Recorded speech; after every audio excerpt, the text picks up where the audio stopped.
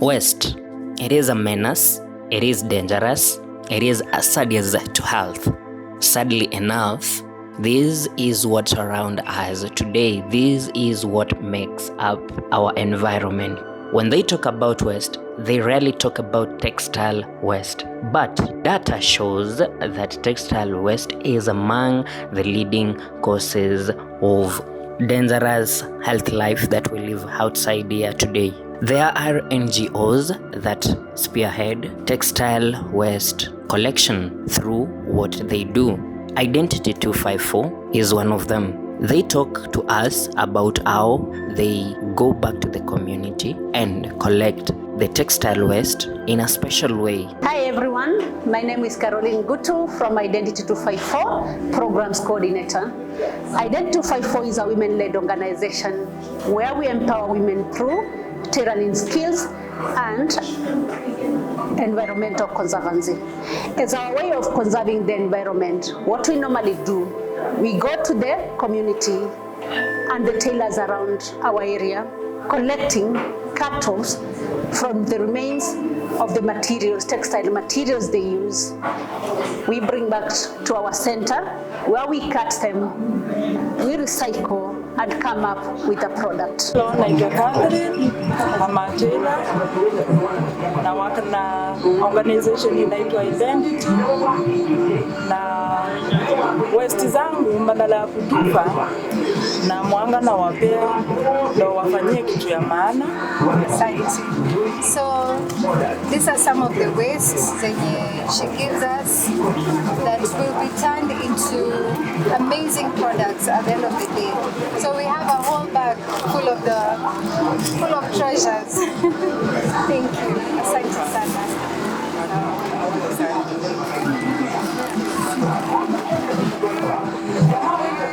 Some of the products we make from the waste products, it's laptop bags. We have backpacks. We have women bags. Then we have sling bags. We have table mats cut from the waste products and many others. Sam, a member of Mukuru Environmental Guardians and the patron Greener Cities. He has been a person who cleans the environment through tree planting for a very long time. He tells us more about how the textile waste has been detrimental along the Ngong River and causing a lot of water.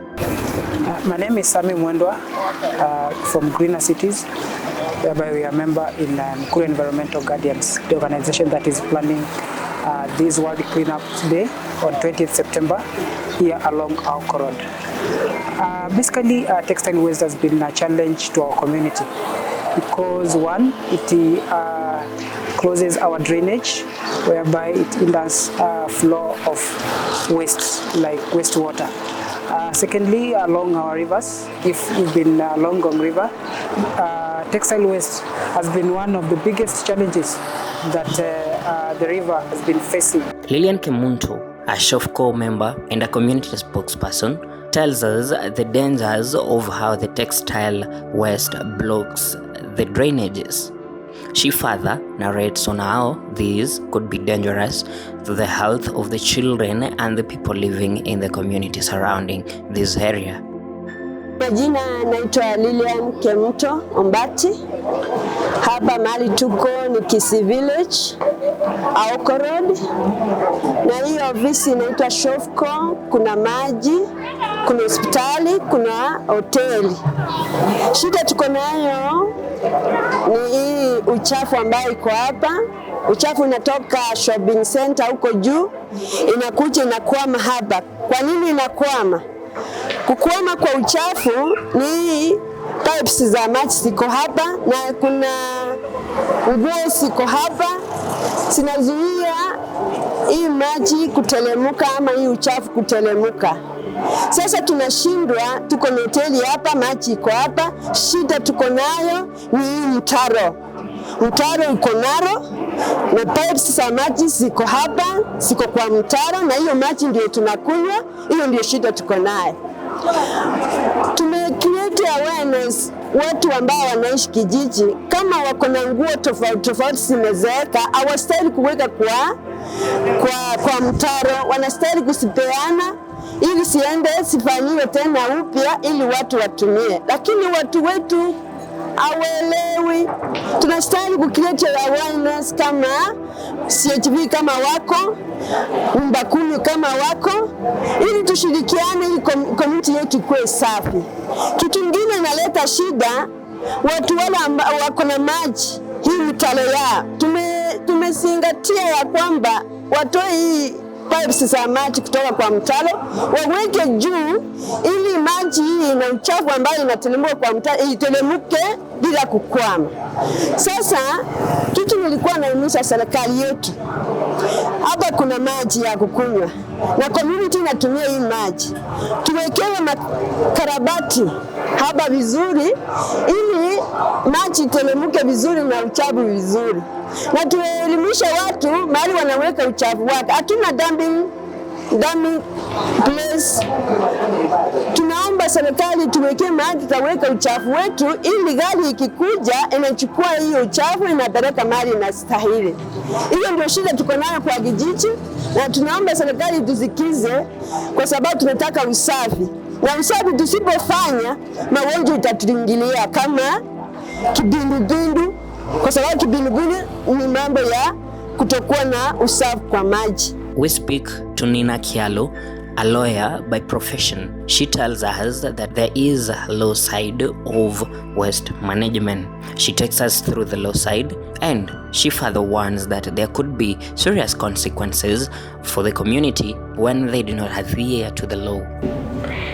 Hello everyone, my name is Nina Kialo, the co-founder of Sufficiency Days and the overall secretariat of Mukuru Environmental Guardian. In Kenya, we are driven by laws, and the supreme law of the land is the Constitution of Kenya 2010. And you'll find in Article 42, 69, and maybe 70, talks about clean, healthy environment.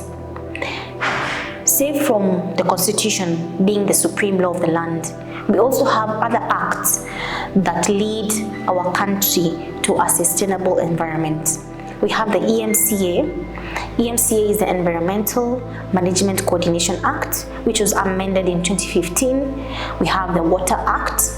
We have institutional frameworks like NEMA, and so many more. But what exactly is an issue in our country?